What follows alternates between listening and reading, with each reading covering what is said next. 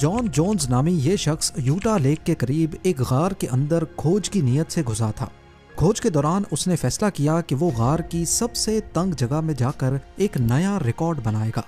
लेकिन क्या मालूम था उसको कि ये फैसला उसकी जिंदगी का आखिरी फैसला होने वाला है। वो नटी पटी के नाम से पहचानी जाने वाली इस गार के तंग रास्तों में रेंगता हुआ आगे बढ़ रहा था, लेकिन रास्ता भटक कर गलती से गार के ऐसे हिस्से में घुस बैठा जहां आज तक कोई भी नहीं गया था। कब्र जितनी तंग जगह जिसमें हाथ हिलाना तो दूर की बात, सांस लेना भी मुश्किल था, और बदकिस्मती से इसी कंडीशन में जॉन उल्टा फंस गया। ये कहानी है 26 साला जॉन जोन्स की, जिसकी जिंदगी के आखिरी 27 घंटे इसी गार में गुजरे। ज़ेम की वीडियोस में एक बार फिर से खुशामदीद। नाज़रीन, यूटा की सॉल्ट लेक सिटी के करीब छोटी छोटी चट्टानें हैं जिनके अंदर ये नटी पटी नामी हाइड्रोथर्मल केव मौजूद है। 1960 में पहली बार ये गार डेल ग्रीन नामी शख्स ने डिस्कवर की, और तब से लेकर यहाँ हजारों मन चले नौजवान अपने हुनर का इम्तिहान लेने आने लगे। नटी पटी केव अपने तंग फिसलने वाले टेढ़े रास्तों की वजह से काफी मशहूर है, जिसके अंदर जाने का सिर्फ एक ही रास्ता है, और वो भी सिर्फ 30 इंच चौड़ा। यानी कि वो नौजवान जिनकी कमर और छाती 30 इंच से कम है, सिर्फ वही इसके अंदर जा सकते हैं। यहाँ हर साल करीब 20,000 लोग अपने हुनर को चमकाने के लिए आते रहे, लेकिन फिर 1999 से लेकर 2004 के दरमियान यहाँ कुछ हादसे हुए, और फिर गार की सेफ्टी को लेकर बहुत सवाल उठाए जाने लगे। एक मौके पर 23 साला नौजवान गार की गहराई में 7 घंटे तक फंसा रहा, और दूसरे मौके पर एक नौजवान पूरी रात गार में उल्टा फंसा रहा। इन हादसात की वजह से 2006 में अथॉरिटीज ने नटी पटी केव को बंद कर दिया, लेकिन प्रोफेशनल केवर्स का कहना था कि अगर बंद करना ही है तो सिर्फ उन लोगों के लिए बंद की जाए जिनका केविंग का कोई एक्सपीरियंस नहीं है, क्योंकि अक्सर वही लोग यहाँ फंसते हैं। दूसरी तरफ ऑफिशियल्स का कहना था कि नटी पटी केव किसी टाइम बॉम्ब से कम नहीं है, जो किसी भी वक्त किसी की जान ले सकती है। प्रोफेशनल केवर्स और ऑफिशियल्स के दरमियान नटी पटी के लिए जंग चलती रही, और आखिरकार 2007 में इसको नए रूल्स के साथ दोबारा खोल दिया गया। एक मैनेजमेंट कमेटी बनाई गई जो गार के अंदर सिर्फ उन्हीं लोगों को जाने की परमिशन देगी जिनका केविंग में अच्छा खासा एक्सपीरियंस हो और जिनके पास प्रोफेशनल इक्विपमेंट्स भी हों।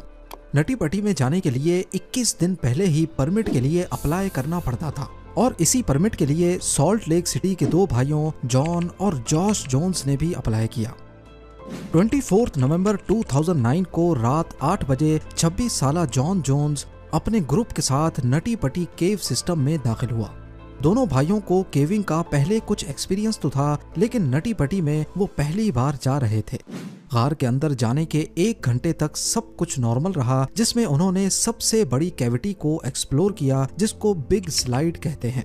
यही वो पॉइंट था जब जॉन, जॉश और दूसरे 2 दोस्तों ने गार में मजीद डीप जाने का खतरा मोल लिया, यानी केव का सबसे मुश्किल हिस्सा जिसे बर्थ कैनाल कहते हैं।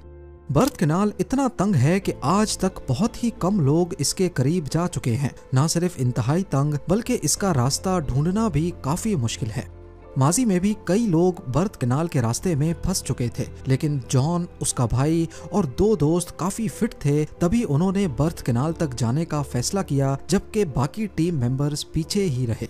बर्थ कैनाल तक जाने का आइडिया भी असल में जॉन का ही था, इसी वजह से वो इन सब से आगे आगे था। रास्ता इतना तंग था कि जॉन अपने पेट के बल रेंग रहा था, ये सोचकर कि वो बर्थ कैनाल के रास्ते में दाखिल हो रहा है, जबकि वो अनजाने में एक गलत टर्न लेकर कॉक स्क्रू नामी रास्ते में चला जाता है। ये वो जगह थी जहां सबसे दुबले पतले केवर्स ही जा सकते थे। गार के मैप में देखा जाए तो ये वो रास्ता था जहां जॉन को राइट बर्थ कैनाल की तरफ जाना था, जबकि उसने लेफ्ट टर्न ले लिया। वो जैसे ही आगे बढ़ा, रास्ता मजीद तंग होने लगा और अब वो पीछे नहीं मुड़ सकता था। पर वो आगे बढ़ता गया इस उम्मीद में कि शायद आगे रास्ता थोड़ा चौड़ा होगा और वो वहां से वापस मुड़ जाएगा। आगे उसको नीचे की तरफ एक जगह नजर आई और यहाँ जॉन को लगा कि शायद वो यहाँ से वापस मुड़ सकेगा। यहाँ मामला काफी बिगड़ गया, क्योंकि बदकिस्मती से जब वो 10 बाय 18 इंच के इस रास्ते में दाखिल हुआ तो आगे एक डेड एंड था, और अब जॉन वॉशिंग मशीन जितनी जगह में उल्टा फंस चुका था। उसका सर नीचे, टांगे ऊपर और जगह इतनी तंग कि उसके हाथ भी बॉडी में दब रहे थे, यानी वो हाथों का इस्तेमाल भी नहीं कर पा रहा था। जॉन ने कई बार यहाँ से निकलने की कोशिश की, लेकिन एक बार भी कामयाबी नहीं मिली। अब इस वक्त जॉन ने अपने भाई को आवाज देना शुरू कर दी।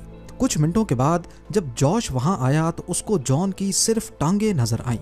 पहले उसने अपने भाई की इस हालत का मजाक बनाया, लेकिन जब उसको इस संगीन हालत का अंदाजा हुआ तब जॉश भी घबरा गया। जॉश ने भाई की टांगों को पकड़कर कई बार खींचा, लेकिन इससे मामला और खराब हो गया क्योंकि अब जॉन ज्यादा नीचे चला गया। जॉन उल्टा फंसा हुआ अपनी बॉडी को बिल्कुल भी नहीं हिला पा रहा था।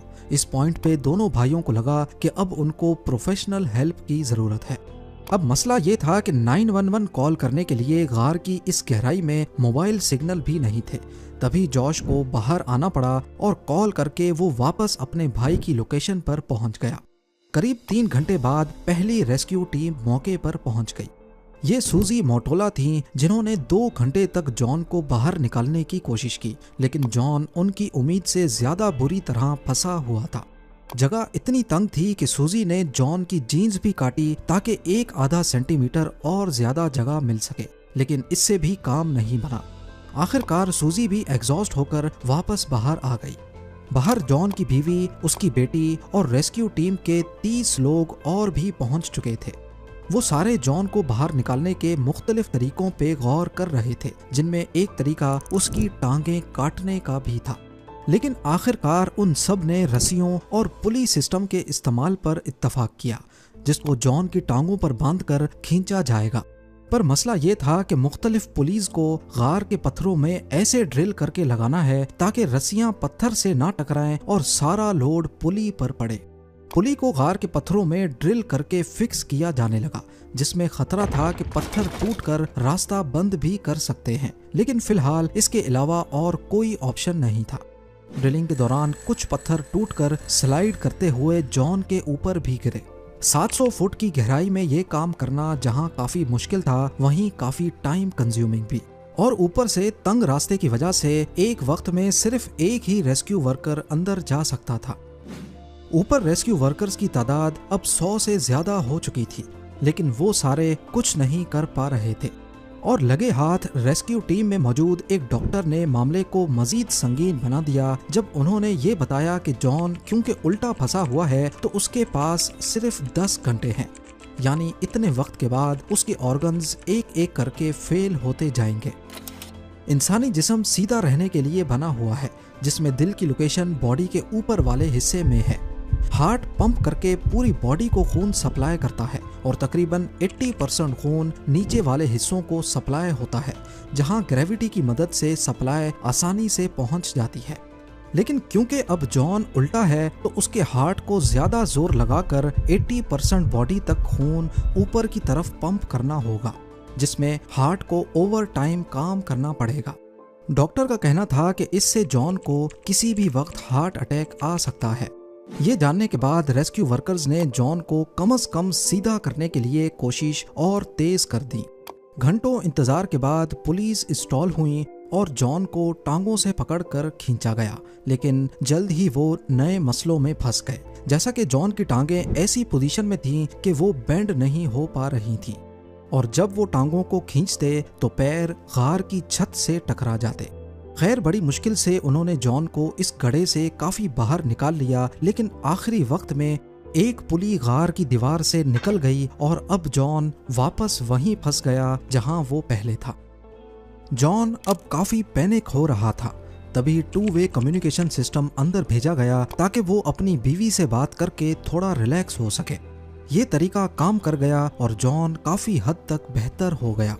आखिरकार 19 घंटों के बाद जॉन को दोबारा से खींचने की तैयारियां मुकम्मल हो चुकी थी। ये काम बहुत संभल कर करना था क्योंकि हर एक खिंचाव पर जॉन की टांगों पर बहुत प्रेशर पड़ रहा था।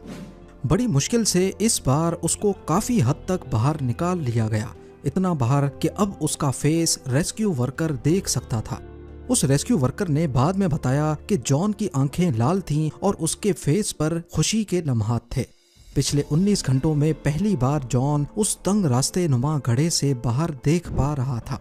अब सिर्फ एक आखिरी पुल की जरूरत थी और जॉन पूरी तरह उस घड़े से बाहर आ जाता। लेकिन तभी अचानक एक झटके से दोबारा पुली फेल हो गई और जॉन वापस से उसी जगह में जाकर फंस गया जहां वो पिछले करीब 20 घंटों से फंसा था।